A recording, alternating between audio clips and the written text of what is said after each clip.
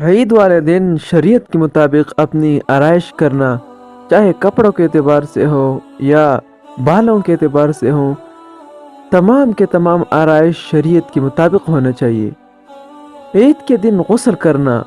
اور عید کے دن مسواک کرنا، اور عید کے دن عمدہ سے عمدہ کپڑے جو پاس ہو پہننا، چاہے نئے ہو یا پرانے ہیں لیکن عمدہ ہو، اپنے کپڑوں میں دیکھ کر جو اس کو پسند آئے، جو اچھے ہوں وہ پہننا، اور عید کے دن خوشبو لگانا، صبح سویرے اٹھنا، اور عید کے دن عیدگاہ بہت جلدی جانا، عید گاہ جانے سے قبل کوئی میٹھی چیز، کھجور چوہارے وغیرہ کھانا، اور عید کے دن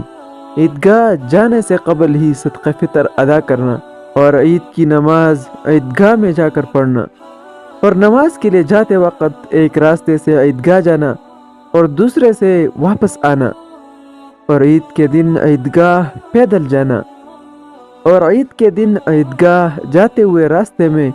اللہ اکبر لا الہ الا اللہ واللہ اکبر وللہ الحمد آہستہ آواز سے پڑھتے ہوئے جانا۔ اللہ ہمیں حضور صلی اللہ علیہ وسلم کی سنتوں پر عمل کرنے کی توفیق عطا فرمائے، آمین۔